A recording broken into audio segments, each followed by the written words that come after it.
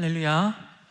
오늘도 주의 말씀과 은혜를 사모함으로 이 자리를 찾으신 여러분들을 주님의 이름으로 환영하고 축복합니다. 우리 앞뒤 옆분들 바라보시면서 오늘도 말씀 통해 선명한 주의 음성 듣기를 원합니다. 이렇게 인사하겠습니다.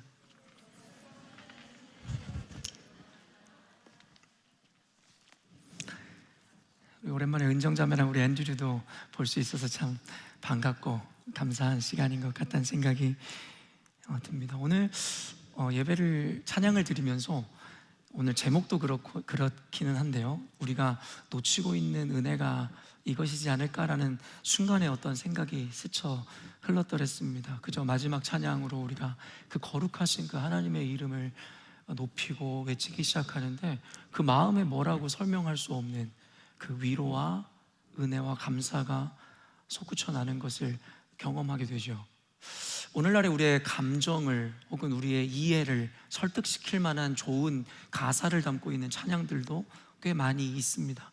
그럼에도 불구하고 저는 늘 하나님을 찬양하고 찬송할 때마다 사실은 그와 같은 이해가, 그와 같은 우리 마음의 감정적 감동이나 위로가 아니라 여러분, 그저 거룩하신 그 주님의 이름을 높이기 시작하고 그분을 바라보기 시작할 때 주어지는 그 충만한 은혜, 그것이 그 어떤 은혜보다 강력하고 특별하다라는 생각을 해보게 됩니다.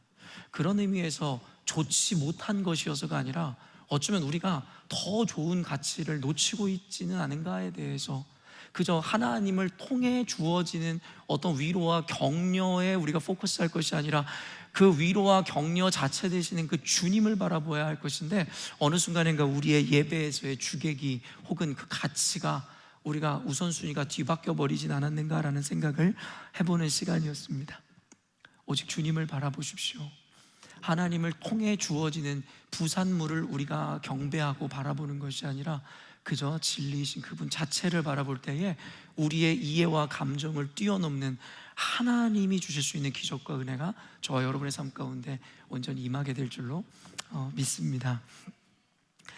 오늘 또 찬양을 하면서 문득 그런 생각을 잠깐 해보게 되었는데요, 이 아름다운 예배를 하나님께 드리기 위하여 수고하고 헌신하는 이들이 떠오르면서, 특별히 우리 태진 형제를 비롯해서 뒤에서 보이지 않게 예배를 위해 섬기는 우리 재근 형제님, 또 우리 명수, 그리고 우리 옆에서 동진 형제까지 이르러 모든 이들의 헌신을 통해 우리가 하나님 앞에 가치롭고 아름다운 예배를 드릴 수 있음에 또 감사한 시간이었는데요, 보이지 않게 늘 섬기시는 우리 이분들 기억하며 우리 박수로 축복하도록 하겠습니다.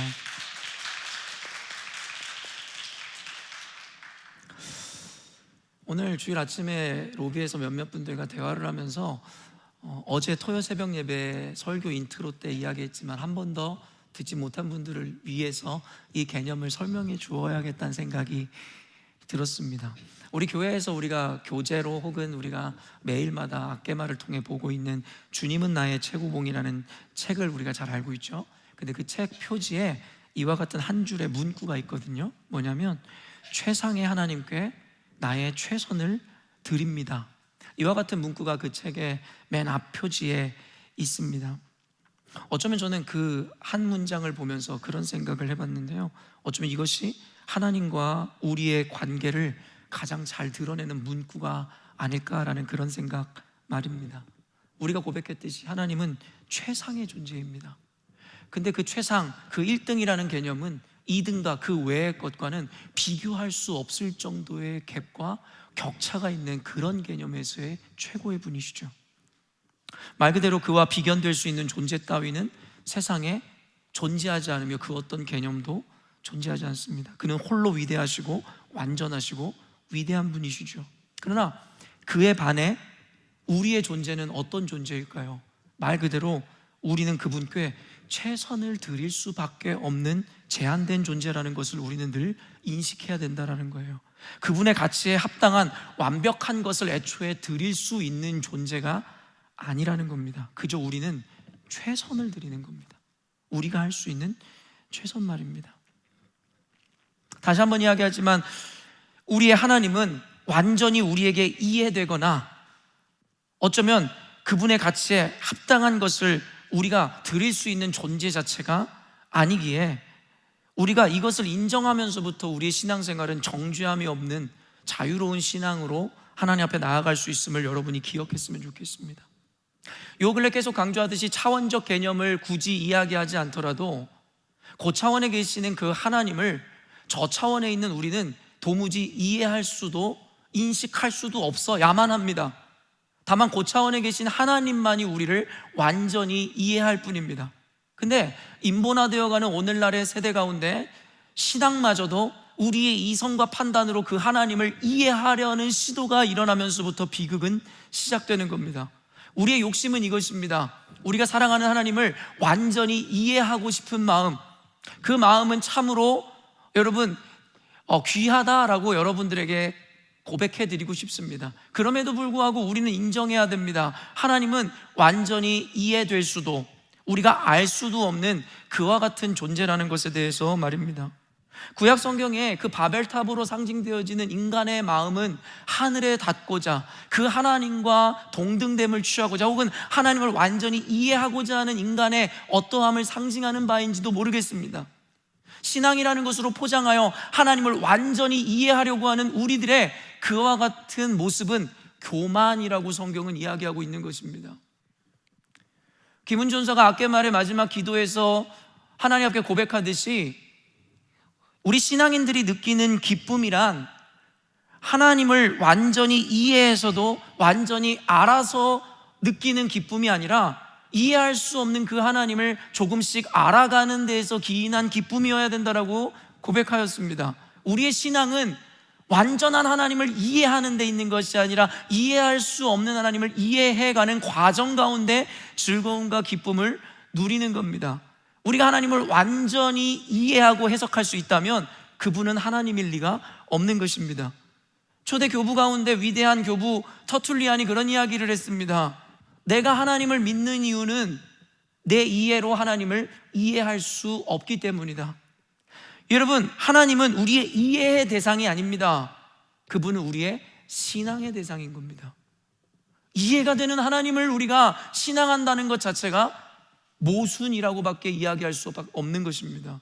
그렇기 때문에 사랑하는 성도 여러분, 우리는 최선을 다하여 그분을 알고자 노력하고 수고를 다하는 것은 마땅하겠으나 그를 완전히 우리의 이해로 이해하고자 한다면 그것이 바로 저와 여러분의 교만일 수밖에 없음을 잊지 않으셨으면 좋겠습니다.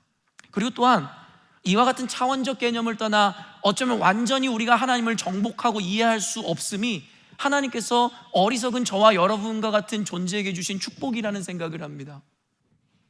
제가 가장 좋아하는 스포츠인 골프는 어쩌면 모두 자타가 인정하는 가장 어려운 스포츠라고 말해도 과언이 아닐 것 같습니다.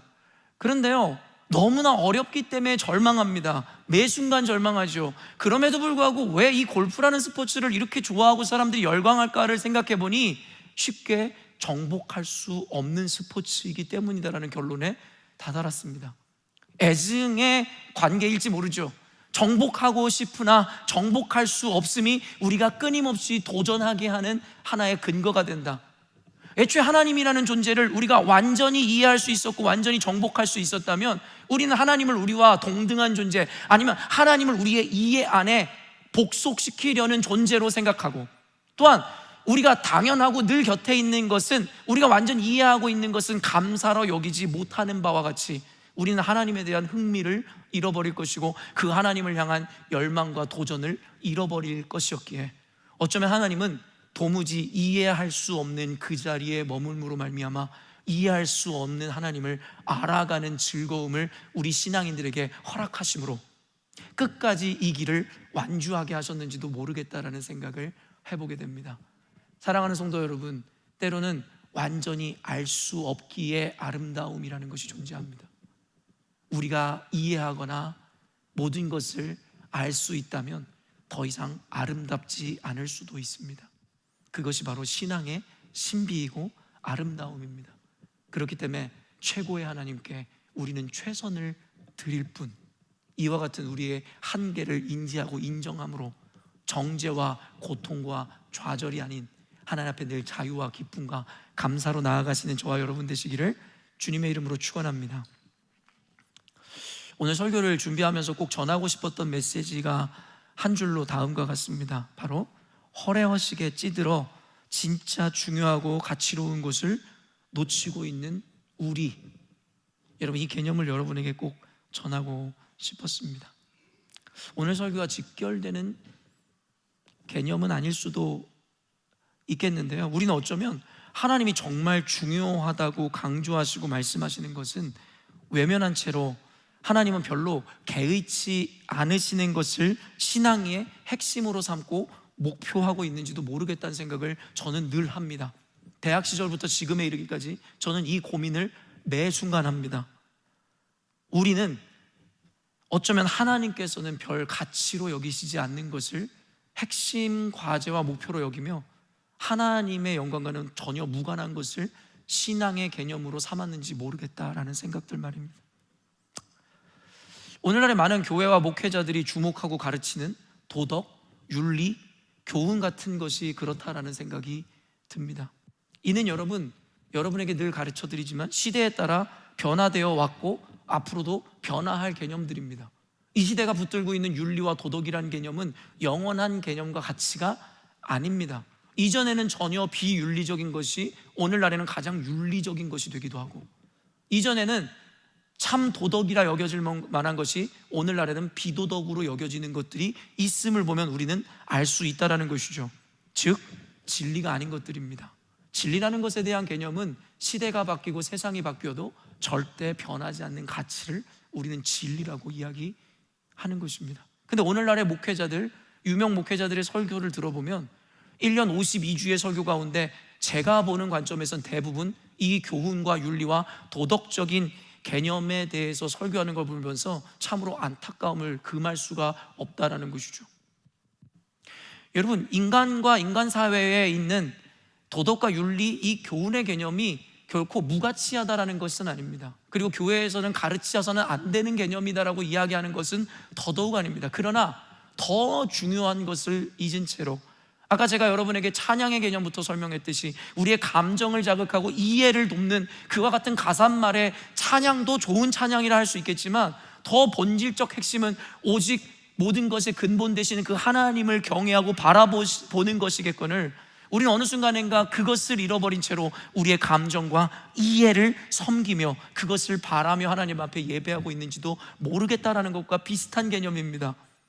천편일률적으로 많은 훌륭한 설교, 성도들의 마음을 울리고 성도들의 마음에 감동이 됐다는 설교의 류들은 이와 같은 도덕적이고 윤리적이고 사람의 품성과 품행에 대한 교훈을 담은 설교들이 여러분 대세를 이루는 것을 보면서 목회자로서 안타까움을 금할 수 없다라는 이야기를 하는 것입니다. 그것들은 진리가 아니니까요. 그리고 그것은 복음은 아니기 때문이죠. 교회의 주요 목적은 결코 변하지 않는 진리를 전하는 것이지 단순히 시대와 다수가 공감하는 보편적 가치는 아닐 것입니다. 이로 인해서 여러분 더욱더 심각한 것은 오늘날의 대다수 교회와 사람들이 도덕적인 것, 윤리적인 이런 교훈적 가치를 복음인 줄로 착각하더라는 것이죠. 그런 것은 복음이 아닙니다. 진리가 아닙니다. 우리는 이에 대해서도 깊은 묵상과 통찰을 해보아야 할 겁니다. 지금까지 여러분에게 전하는 이 메시지를 여러분 마음 가운데, 내면 가운데 인지하시고 기억하시며 오늘 설교를 들으셨으면 좋겠습니다. 23절 한번 읽어보겠습니다. 화 있을진저 외식하는 서기관들과 바리새인들이여, 너희가 박하와 회향과 근처의 11조는 들이되 율법에 더 중한 바 정의와 긍휼과 믿음은 버렸도다. 그러나 이것도 행하고 저것도 버리지 말아야 할지니라. 우리가 잘 알고 있듯이 예수님께서 당시의 종교 지도자들이었던 서기관들과 바리새인들을 책망하시는 장면을 우리는 보고 있습니다. 그러면서 그들에게 먼저 선포되어진 것이 무엇이냐면 화 있을진저. 화 있을진저. 이 표현은 마태복음 23장에서만 적어도 7번 반복되어 사용되었습니다. 그리고 그 대상은 방금 이야기한 바와 같이 당시 종교 지도자들, 가장 신앙 좋다고 착각하고 있었던 자들을 향하고 있었다라는 것이죠. 이 표현의 헬라어 원어는 우아이라는 표현입니다. 이 우아이는 슬픔을 표현하는 탄식어로도 사용되기도 하지만 오늘 컨텍스트에 더 주요하게 사용된 의미는 무엇이냐면 바로 저주가 있을지어다라는 말입니다. 그러니까 예수님께서 사용하시지 않을 법한 표현을 통해서 바리새인들과 서기관들을 꾸짖고 있죠. 저주가 있을지어다. 이 의미를 대표적으로 드러내는 구절이 다음과 같은데요, 마태복음 23장 33절 말씀입니다. 뱀들아, 독사의 새끼들아, 너희가 어떻게 지옥의 판결을 피하겠느냐. 자비와 인애가 무궁하신 주님께서 저주가 있을지어다라는 말을 하신 것도, 이 표현을 사용하신 것도 우리에게 의아함을 자아내거늘 실제적으로 그 대상들을 향해서 뱀들아, 독사의 새끼들아 라고 이야기하죠. 우리가 인식하고 있는 예수님께서 도무지 할 수 없을 법한 표현들입니다. 그러나 우리는 어떻게 예수님이 저런 표현을 사용하실 수 있어에 우리의 집중할 것이 아니라, 예수님 같은 분이 왜 저런 표현까지 쓰시면서 이렇게 비판하시고 책망하시는가에 여러분 그 무게를 둘 줄 알아야 됩니다. 우리가 어리석다면 어떻게 지엽적인 의미에서 어떻게 예수님이 저런 표현을 쓸 수 있어? 라는 것에 매몰이 되어 실제 예수님께서 전하시고자 하는 그 메시지에 집중을 못한다라는 겁니다. 예수님께서 이와 같은 거친 표현을 사용하심은 저도 때로는 사용하는 레토릭인데요, 그 표현을 통해 충격을 주고 이렇게까지 하면서 경계하라 하고 이렇게까지라도 하면서 전하고자 하는 그 말씀에 여러분 그 얼마나 중한지에 대한 그 인식을 여러분들에게 가지라는 메시지로 여러분은 들으셔야 된다는 것입니다. 뱀들아, 독사의 새끼들아, 너희가 어떻게 지옥의 판결을 피하겠느냐. 종교 지도자들로서 바리새인들과 서기관들은 당시에 존경을 받고 그리고 무한한 권위를 가진 이들이었습니다. 그런데 도대체 이들이 어떤 죄를 지었길래 예수님께서 이와 같은 표현을 하시며 저주를 선언하시게 되었을까에 대해서 우리는 한번 살펴보아야 된다는 것입니다. 마태복음 23장에 예수님이 이렇게 격앙된 표현을 사용하신 주된 이유를 다음과 같이 설명하는데요, 마태복음 23장 13절입니다. 화 있을진저 외식하는 서기관들과 바리새인들이여, 너희는 천국 문을 사람들 앞에서 닫고 너희도 들어가지 않고 들어가려 하는 자도 들어가지 못하게 하는도다. 여러분, 그들에게 이와 같은 저주를 퍼붓는 예수님의 주된 그 근거와 이유가 무엇이냐면, 당시 종교 지도자들로서 사람들을 구원으로 인도해야 하는 사명을 갖고 있는 이들이 도리어 그들이 구원과 천국의 문을 닫고 자기들이 들어가지 못할 뿐만 아니라 사람들마저도 천국으로, 구원으로 들어가지 못하게 하고 있기 때문이다라고 밝히고 있다는 것이죠. 단순히 그 표현만 들었을 때는 예수님 어떻게 이렇게까지라는 생각이 들었지만, 이 내용과 의미를 살펴보니 여러분 예수님이 왜 그렇게 분노하셨는지 여러분 조금 그 마음이 이해되십니까? 여러분, 예수님께서 이 땅에 오셔서 그 모진 수치와 고통을 당하시면서까지 십자가에 달려 죽으신 이유와 목적은 단순하고 분명합니다. 무엇입니까? 사람을 구원하기 위해서였습니다. 그러나 당시 종교 지도자들이라고 이야기하는 자들, 소위 신앙 좋다 하는 자들이 그 예수님의 목적을 따라 사람들을 구원의 길로 이끄는 것이 아니라 도리어 구원을 받지 못하도록 회방을 치는 자들이었기에 예수님은 이렇게까지 분노하실 수밖에 없었다라는 거죠. 그래서 성경은 그들을 뭐라고 반복하여 이야기하냐면 눈먼 인도자라고 이야기하더라는 것이죠. 마태복음 23장 16절 상반절입니다. 화 있을진저 눈먼 인도자여. 여러분, 성경은 당시 종교 지도자들은 눈이 안 보이는 맹인과 같은 자들로서 어찌 그들이 인도자가 될 수 있는지에 대해서 여러분 묻고 있더라는 것이죠. 자기가 앞을 보지 못하여 자기조차도 옳은 길을 찾지 못하고 헤매는데 어떻게 그들을 따르는 자들을 옳은 길로 인도할 수 있겠느냐라고 예수님께서는 그들에게 반문하고 계시더라는 것이죠. 도리어 멸망으로, 구렁텅이로 그들을 이끌어간다라고 사용하시며 쓰신 표현이 바로 눈먼 인도자라는 것입니다.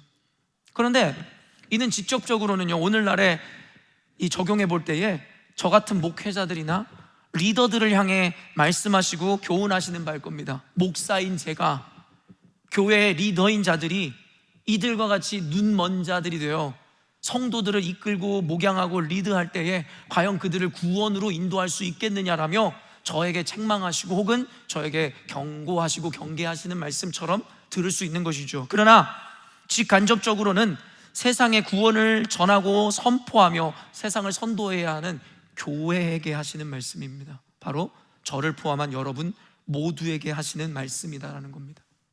여러분은 여러분이 잘 먹고 잘 살고자 교회가 되신 분들이 아닙니다. 하나님께서 여러분만의 유익을 위해 구원을 주신 것은 더더욱 아닙니다. 먼저 구원받은 우리가, 먼저 하나님의 은혜를 입은 우리가 세상에 그렇지 못한 자들에게 구원을 선포하고 그들에게 하나님의 뜻을 전하고 영광을 드러내야 되는 사명이 있는 것이고, 그것이 교회인 것이죠. 그러나 오늘날의 교회가, 또 더 본질적으로는 오늘날의 교회 지도자인 목회자들과 리더들이 당시 종교 지도자들과 같이 눈이 멀어 교회를 옳은 길로, 구원의 길로 인도하는 것이 아니라 멸망과 악함으로 인도하고 있으니 예수님의 이 분노가 이해되지 않을 이유가 없다라는 것이죠. 우리는 이 사명을 맡은 자들로서 오늘의 말씀을 통해 깊이 있는 통찰과 묵상이 있어야 할 것입니다. 우리는 예수님께서 저주하시며 책망하셨던 그 책망의 대상들을 지금까지 우리는 살펴보았죠. 그리고 그 뒤에 연이어 나오는 이제는 수식을 보아야 할 차례인데요, 그 수식이 무엇이에요? 외식하는 이라는 수식이라는 것이죠. 외식하다, 한자어로 바깥 외자에 꾸밀 식자를 사용하여 사전적으로 보면 겉만 보기 좋게 꾸미어 드러내다라는 의미를 갖고 있는 것이 외식한다라는 겁니다. 속은 비어 있는데 겉만 번지르르한 형태를 의미하는 것이죠. 또한 외식의 이 본래 어원, 그리고 그 헬라어는 무엇이냐면 우리가 영어로 히포크러시라고 하잖아요. 이걸 위선이라고 이야기합니다. 히포크러시의 어원이 되는 헬라어 휘포크리노마이를 사용하였는데요, 이게 뭐냐면 뭐뭐인 채 하다라는 뜻을 갖고 있어요. 이걸 사전적으로 보면 가면을 쓰고 연극을 하는 연극 배우들을 가리키는 말이었는데, 성경에서는 이런 자들을 위선, 가식이다라는 표현으로 바꾸어 이 단어를 사용합니다. 그러니까 연기하는 자들이 가면을 쓰고 자기의 내면은 가리운 채로 어떠한 스토리에 따라 삶을 속이고 자신들의 어떠한 거치장을 드러내듯이 그와 같은 것을 표현하는 것이 히포크리노마이라는 것이고, 어쩌면 오늘날의 이 시대의 교회가, 어쩌면 이 시대의 신앙인으로 살아가는 우리가 이와 같은 외식하는 자들의 모습으로 오늘날의 교회를, 하나님을 섬기고 있는 것은 아닌가에 대해서 우리에게 묻고 교훈하는 의미다라는 것이죠. 이로 인해서 예수님께서는 서기관과 바리새인들을 비판하시며 그들을 지칭하는 대표적 표현이 되었는데요, 바로 회칠한 무덤이라고 이야기하는 것이죠. 마태복음 23장 27절 말씀입니다. 화 있을진저 외식하는 서기관들과 바리새인들이여, 회칠한 무덤 같으니 겉으로는 아름답게 보이나 그 안에는 죽은 사람의 뼈와 모든 더러운 것이 가득하도다. 오늘 말씀을 통해서 제가 당시 종교 지도자들에 대해서 예수님의 의도를 해체하고 있지만, 이 말씀을 듣는 저와 여러분들은 단순히 종교 지도자들에 대한 이야기가 아니라 바로 우리의 모습이다라는 것을 같이 염두에 두고 말씀을 들으셔야 합니다. 결국 예수님은 그들의 위선적인 태도를 강하게 지탄하셨던 겁니다. 겉은 회칠한 무덤과 같이 번지르르 하지만 안에는 썩은 시체가 있는 것처럼 냄새가 나고 더러운 존재라고 그와 같은 위선자들을 예수님께서 은유로 비판하고 계시더라는 것이죠. 오늘 우리는 이와 같은 배경 컨텍스트 안에서 오늘 말씀 구절을 통해 예수님께서 전하시고자 했었던 구체적이고 더 영적인 의미를 이제 살펴보려고 하는데요, 23절 말씀 다시 한번 읽어보도록 하겠습니다. 화 있을진저 외식하는 서기관들과 바리새인들이여, 너희가 박하와 회향과 근처의 11조는 들이되 율법에 더 중한 바 정의와 긍휼과 믿음은 버렸도다.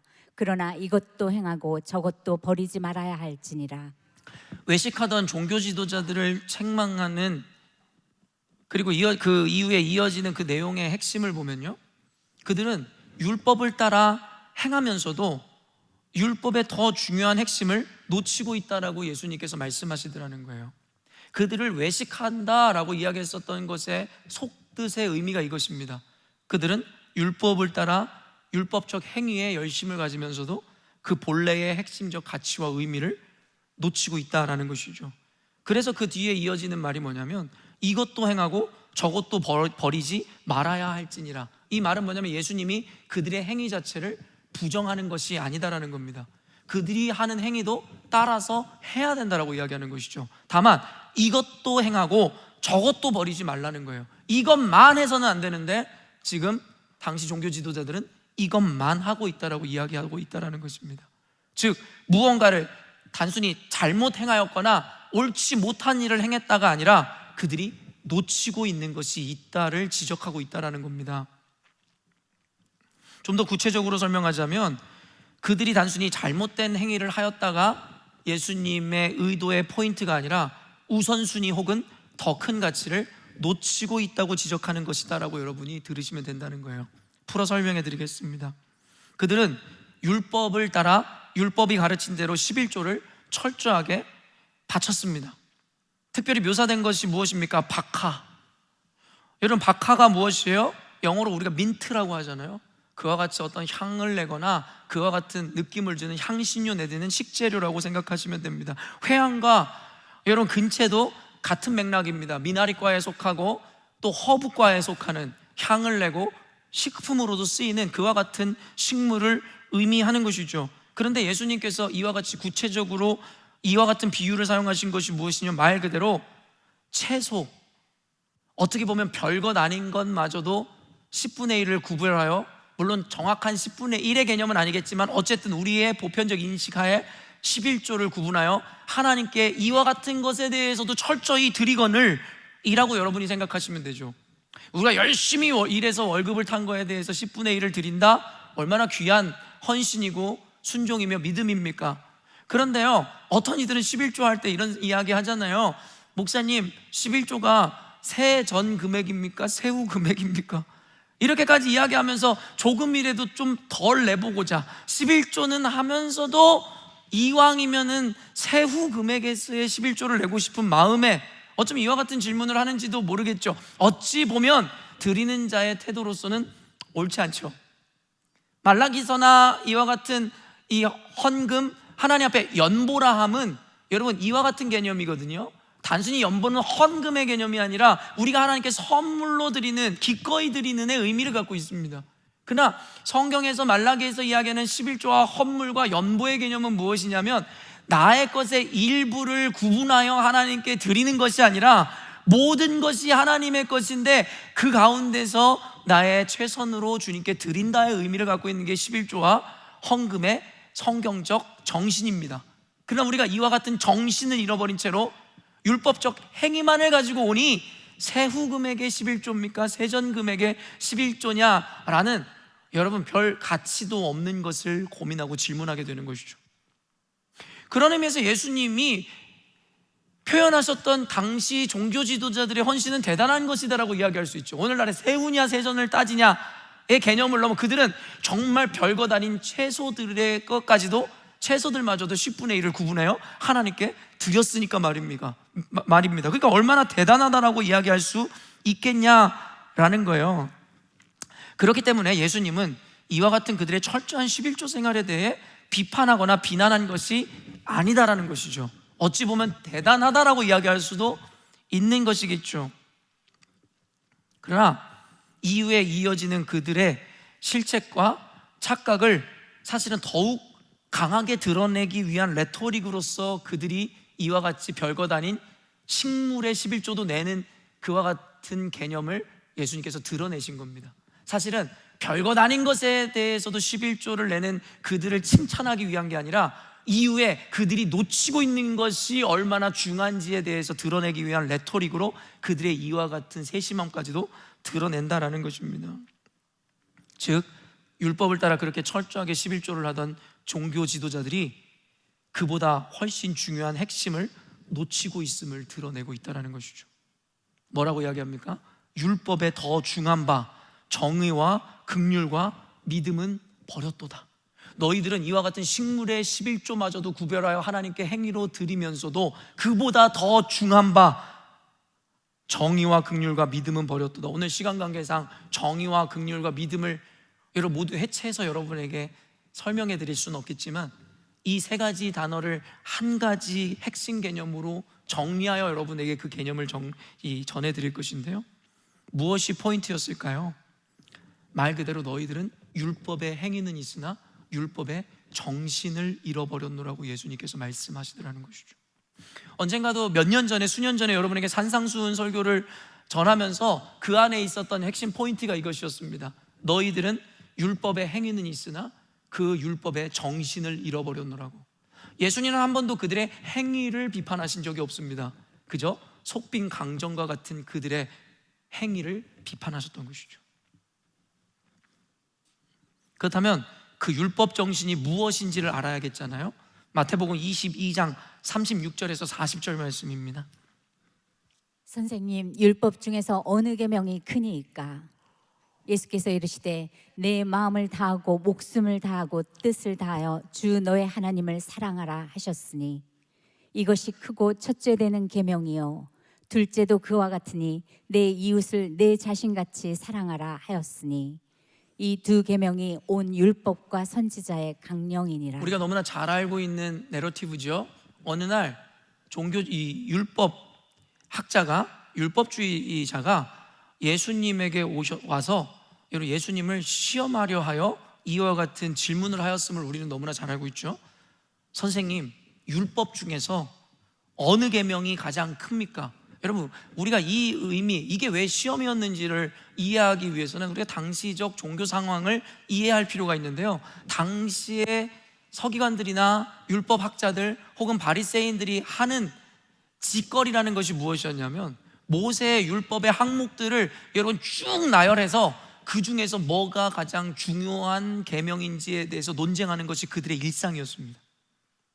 어찌 보면 성경에서 어떤 계명이 가장 큰 계명인지에 대해서 구체적으로 설명하고 있지도 않은데도 그들은 그것을 여러분 수도 없는 규율로 만들어서 어떤 것이 더 우선순위 되어지고 어떤 것이 더 중요한 것인지에 대해서 논쟁하는 것이 당시 종교 지도자들이 하는 짓거리였다라는 겁니다.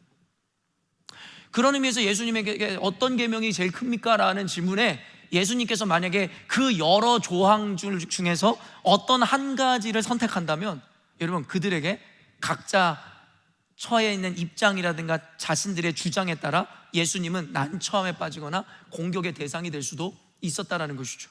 근데 여러분 예수님은 이를 아셨기 때문에 예수님의 답변은 단순히 그들이 법제화했었던 율법의 강령이라든가 어떤 조항들 중에 하나를 이야기하는 것이 아니라 정신과 개념을 이야기하기 시작하더라는 것이죠. 그게 무엇이었습니까? 첫째는 주 너의 하나님을 사랑하고, 둘째도 이와 같으니 이웃을 내 몸과 같이 사랑하라. 안식일을 지켜라, 11조를 내라, 금식을 해라, 이와 같은 법조항이 아니라 그 정신과 핵심 중심 개념을 예수님께서는 이것이 바로 첫째 되어지는 계명이다라고 말씀하심으로 말미암아 이 시험에서도 빠져나가실 뿐만 아니라 그들이 놓치고 있었던 개념을 분명하게 가르쳐 주시더라는 것이죠. 하나님께서 우리 가운데 율법을 주시고 교회의 문화를 허락하시고 윤리와 이와 같은 도덕적 개념을, 그 가치를 실현하라 하시는 이유는 단순합니다. 무엇 때문에요? 바로 이 사랑 때문이라는 겁니다. 바로 사랑 때문에. 그러나 오늘날의 교회들이 율법적이거나 남에 대해서 비난하고 비판하며 그 사람의 영혼을 난도질할 때에 과연 그들에게는 각자 가지고 있는 어떤 율법 정신과 각자가 옳게 여기는 어떠한 개념은 있을지 모르겠지만 그들 안에 사랑은 있을 리 만무하다라는 것이죠. 그렇기 때문에 여러분이 아무리 11조 해라, 주일 성수를 해라, 교회에서 윤리적이고 도덕적이고 헌신하는 행위를 보이라 이야기한들 그 가운데 만약에 사랑이 없다면 여러분이 했던 모든 행위는 아무 가치가 없다라고 이야기하죠.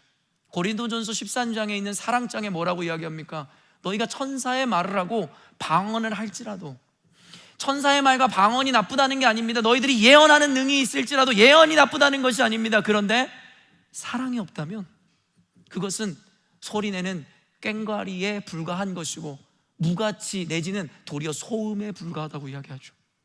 여러분, 우리 교회를 평가하는 기준이요, 우리 교회가 어떤 프로그램을 가지고 있고 어떠한 양질의 여러분 그와 같은 사역을 하는지, 얼마나 찬양팀이 노래를 잘하는지 따위가 중요한 것이 아닙니다.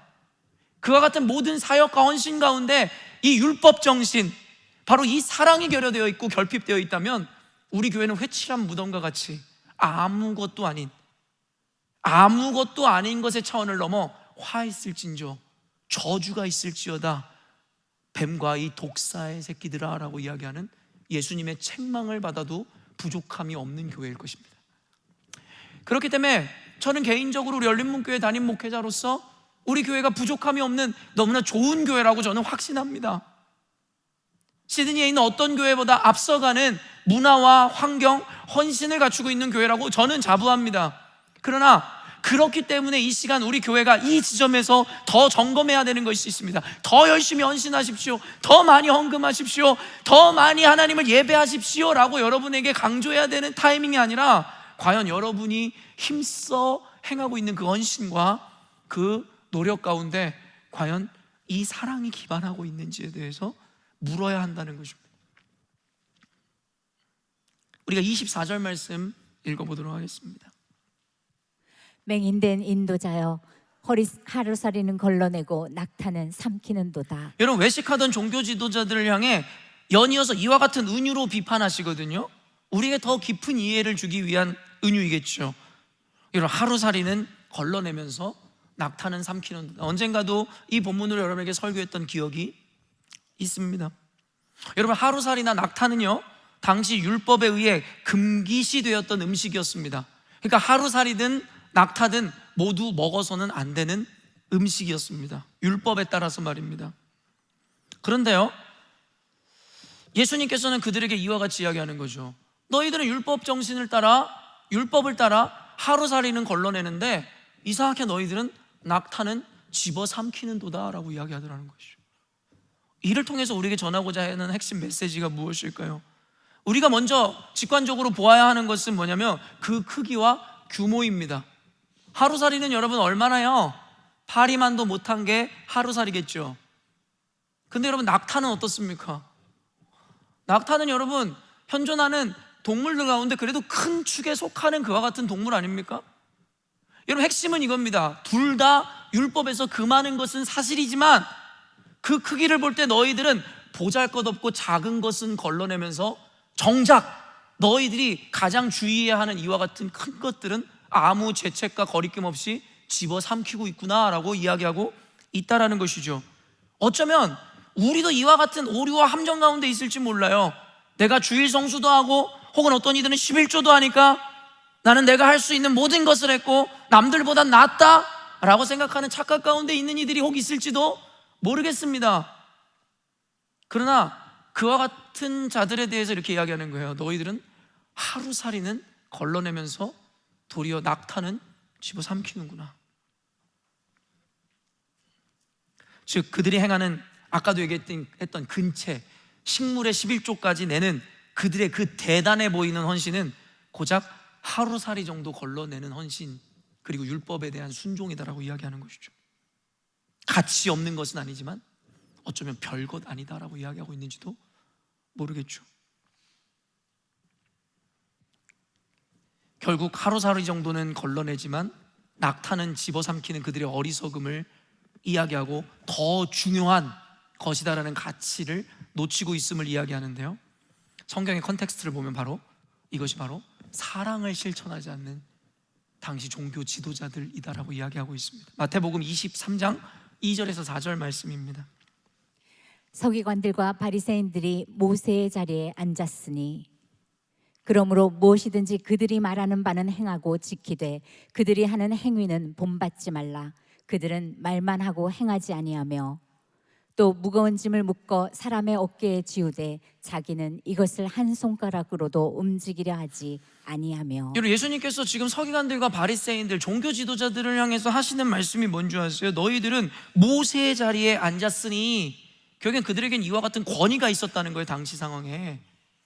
그래서 자기들이 얘기하는 게 곧 하나님의 뜻이고 말씀인 양, 오늘날의 교황들이 하는 짓거리들처럼 말입니다. 자기는 한낱 인간에 불과하고 죄인에 불과하면서 자기가 말하는 것이 무슨 하나님의 뜻인 양, 하나님께서 내려주신 법도인 마냥 이들은 그와 같은 무소불위의 권위와 권력을 지니고 있었다라는 거예요. 그러므로 어떤 의미에서는 하나님께서는 모세와 같은 자리에 앉아있는 이들이 행하고 있는 그 율법주의적인 행위에 대해서는 뭐라고 이야기하냐면 그들이 말하는 바는 지키라는 거예요. 그러니까 우리가 잊지 말아야 되는 건, 많은 사람들이 착각하는 건 예수님께서 이 땅에 오신 것은 율법을 폐하려고 오신 게 아니에요. 그것을 폐지하려고 오신 게 아니라 뭐라고요? 완성시키려고 온 거고 보완하러 오신 겁니다. 이와 같은 의미에서 말입니다. 근데 어떤 사람들은 나는 모든 행위로부터 자유하니까 아무렇게 살아도 돼. 그것은 예수 믿는 자들의 행위가 아닙니다. 예수님께서 지켜 행하라 했던 것을 우리는 철저히 지켜야 합니다. 그러나 그와 같은 가운데서도 잊지 말고 놓치지 말아야 되는 개념을 이야기하는데, 결국엔 그들의 말에 대해서는 행하되 그들의 행위는 따라하지 말라는 거예요. 여기서 행위는 11조하는 행위, 그런 행위를 얘기하는 게 아니라 외식하는 행위를 이야기하는 겁니다. 무슨 말이냐면 무거운 짐을 묶어 사람의 어깨에 지우되 자기는 이것을 위해 손가락 하나 움직이려 하지 않는다. 말로는 가장 신앙 좋은 척하고 말로는 사랑하는 척하면서 아무런 열매를 보이지 않는, 저는 교회에서 그런 류의 사람들을 너무나 많이 봅니다. 이런 거 저런 거를 비판하고 비난하고 교회가 왜 이러냐고 이야기하지만 정작 자기는 아무것도 하지 않는 자들, 교회 재정이 왜 이러며 왜 쓰임이 이러냐라고 이야기하지만 자기는 그 어떤 헌물도 헌신도 하지 않는 이들, 전 이런 이들을 너무 많이 봐왔어요. 근데 반대로 하나님께 드리는 자들은 침묵합니다. 하나님께 헌신하는 자들은 아무 말 하지 않습니다. 이게 교회의 아이러니이고 이것이 보여지는 오늘날의 외식의 여러분 모습입니다. 당시 종교 지도자들은 이렇게 말은 번지르르하게 하면서 남에게 짐을 지우고 자기는 손가락 하나도 까딱하지 않는 그와 같은 자들이었음에 대해서 성경은 이야기하죠. 야고보서 2장 14절에서 17절 말씀 우리 한번 읽어보십시다. 내 형제들아, 만일 사람이 믿음이 있노라 하고 행함이 없으면 무슨 유익이 있으리요? 그 믿음이 능히 자기를 구원하겠느냐? 만일 형제나 자매가 헐벗고 일용할 양식이 없는데 너희 중에 누구든지 그에게 이르되 평안히 가라, 덥게 하라, 배부르게 하라 하며 그 몸에 쓸 것을 주지 아니하면 무슨 유익이 있으리요?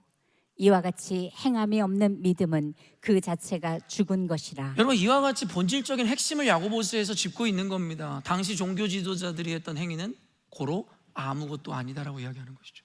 속빈 강정과 같이 너희들의 행위와 믿음은 아무것도 아니다라고 이야기합니다. 야고보서에서 지적하는 게 뭐예요? 어떤 불쌍한 사람을 보면서 평안히 가라, 네가 행복했으면 좋겠다, 덥게 하라, 따숩게 하고 배부르게 하라, 이렇게 말하면서 아무것도 돕지 않는 그를 보며 비판하는 거죠. 과연 그와 같은 자의 말이 과연 진정성이 있겠느냐라고 묻는 거죠. 우리가 진짜 긍휼히 여기고 불쌍히 여긴다면 우리가 뭐라도 우리가 할 수 있는, 도울 수 있는 방법을 강구하고 찾았을 겁니다. 저는 신앙인들이 하는 말 중에 가장 가치 없는 말이 이거라고 생각합니다. 제가 기도하겠습니다. 오해하지 마세요. 기도한다는 말이 무가치하다는 얘기가 아닙니다. 결국에는 기도하지도 않을 거면서, 애초에 기도할 생각도 없으면서 을에 어려움 당한 사람들에게 인사치레로 자매님 기도하겠습니다, 이게 바로 외식입니다. 마음에는 그를 불쌍히 여김도 돕고자 하는 마음도 없으면서 그냥 하는 말이 그렇습니다. 그런 말을 하지 말라는 겁니다. 가증하여 예수님에게 이와 같은 책망을 받을 자들이기 때문입니다. 전 우리 교회는 다양한 행위를 많이 하는 교회가 되기를 결코 원치 않습니다. 한 가지 행위를 할지라도 이와 같은 온전한 마음에서 이루어지는 행위를 하나님께 나타내는 교회가 되기를 바랄 뿐이라는 것입니다. 그저 새치어만 놀리며 사람들에게 인정받고 그들에게 존경을 받기 위해 율법을 준수하고 행하되 결국 그 안에 있어야 하는 진정성과 사랑의 율법 정신을 상실했음을 예수님께서 오늘 비판하고 계시더라는 것이죠. 전 우리 열린문교회는 이와 같은 가식과 외식이 없는 교회였으면 좋겠습니다. 사람마다 신앙의 수준과 믿음의 차이가 있음을 인정하고 알고 있습니다. 그럼에도 불구하고 사랑하는 성도 여러분, 우리가 그들을 비판하는 그 비판에서 자유롭기 위해서는 그들을 비판하고 있는 여러분의 내면을 살필 때에 여러분이 자유할 수 있다는 겁니다. 여러분에게 종종 비근하게 예로 들듯이 식당 주방에서 열심히 설거지를 하면서도 그 헌신을, 아름다운 헌신을 하면서도 불평불만하는 자들이 그렇습니다. 마음으로는 커피 마시고 있는 자들을 정죄하며 저것들은 뭐하고 앉아있는 거야, 늘 이야기하지만 그런 마음으로 설거지할 거라면 하지 말라는 이야기입니다. 하나님 앞에 헌금하고 예물을 드리면서도 자기가 드리는 것으로 인해 하나님 앞에 최선을 다하면 될 뿐인데 나는 이만큼 하는데 저것들은 뭐하고 앉아 있는 거야? 그런 마음일 거라면 드리지 않는 게 낫다라고 이야기하는 겁니다. 우리 열린문교회에서의 헌신은 여러분들 이와 같아야 할 줄로 압니다. 누군가와의 비교가 아니라 그저 내가 할 수 있는 최선을 최고의 하나님께 드리는 것입니다. 그리고 그것을 통해 하나님은 예배 받으시고 영광을 받는 것이지, 남과 비교해서 더 많은 것, 남과 비교해서 더 나은 것을 드릴 때 주님께서 기뻐하시는 것이 아닙니다. 그리고 비교하지 않는다의 개념의 핵심은 바로 남을 나보다 더 옳게 여기고 더 낮게 여기는 그들을 향한 사랑과 배려의 마음이 기반될 때에, 성경에서 이야기하는 것처럼 교회에는 어떠한 시비도, 어떠한 원망도, 어떠한 질투도 없이 오직 하나님만 바라며 나의 최선을 드릴 수 있게 되는 것입니다. 어쩌면 오늘 바리새인들과 종교 지도자들을 향해 비판했던 그 비판과 책망이 오늘 우리 교회, 저와 여러분에게 하시는 하나님의 교훈 내지는 경고는 아닌지 모르겠습니다. 다시 한번 이야기하지만 이런저런 구색에 맞는 프로그램이나 가르침, 그리고 모양은 있으나 그 안에 사랑의 정신이 없다면, 이건 성경에서 이야기하는 것처럼 경건의 모양은 있으나 경건의 능력은 상실해버린 오늘날의 대부분의 교회의 모습을 우리도 그대로 답습하고 있는 것은 아닐지를 우리는 생각해 보아야 한다는 것입니다. 이런 이들은 반쪽짜리 신앙, 반쪽짜리 교회로 머물게 될 것입니다. 그리고 이 개념을 또 다른 의미로 이야기한다면 반쪽의 의미라 하여 그래도 반이라도가 아니라, 여러분, 우리는 almost가 의미가 있는 것이 아니라 완전하지 않다면 제로에 수렴한다는 이야기처럼 이와 같이 반쪽짜리 교회라면 도리어 독사의 새끼들아 라고 말씀하셨던 그 주님의 책망을 받기에 조금 더 부족함 없는 어리석은 교회일지도 모르겠다라는 것이죠. 결론을 맺으려고 합니다. 오늘 설교의 제목은 우리가 놓치고 있을지 모르는 한 가지였습니다. 놓치고 있다가 아닙니다. 전 우리 열린문교회를 비난하거나 판단하는 의미에서 이와 같은 설교를 한 것이 아닙니다. 혹 잘하고 있지만 놓치고 있을지 모르는 한 가지. 그러나 여러분, 그것은 단순히 숫자적인 개념의 하나의 가치나 의미가 아닙니다. 그것은 하나이지만 전부이고 작은 것 같으나 가장 큰 것임을 성경이 우리에게 가르치고 있는 것입니다. 우리 열린문교회가 놓치고 있을지 모르는 이 한 가지, 그것이 바로 이 사랑이라면 우리는 작은 것을 하나 놓치고 있다 생각하지만 이미 모든 것을 잃어버린 교회일 것입니다. 이제 우리는 형태와 모양만 갖춘 그럴듯한 교회가 아닌 내외가 온전히 균형을 이루어 하나님께는 칭찬과 인정을 받고 사람들에게는 진정한 사랑을 실천함으로 결국엔 영향력을 갖추는 그와 같은 거룩한 교회가 되어야 할 것입니다. 지금도 우리가 그 거룩과 완전을 향하여 최선으로 한 걸음 한 걸음 걸어가는 이 과정 가운데 하나님께서는 우리가 못하고 있기 때문이 아니라 더 완전을 향해 나아가라는 의미에서의 격려와 점검의 의미에서 우리 열린문교회가 과연 이 사랑의 기반으로, 율법 정신을 기반으로 이와 같이 굳건한 교회를 세워가고 아름다운 헌신을 이루고 있는지에 대해서 나 스스로를, 우리 모두를 점검하라 하셨던 하나님의 말씀이었음을 잊지 않으셨으면 좋겠습니다. 사랑하는 열린문교회 성도 여러분, 우리가 혹 놓치고 있을지 모르는 이 한 가지를 다시금 점검하여 우리에게 가장 큰 한 가지가 되게 하심으로 하나님께 영광이요 세상 가운데 빛과 이 소금의 역할을 감당하는 저와 여러분 되시기를 주님의 이름으로 축원합니다. 기도하겠습니다.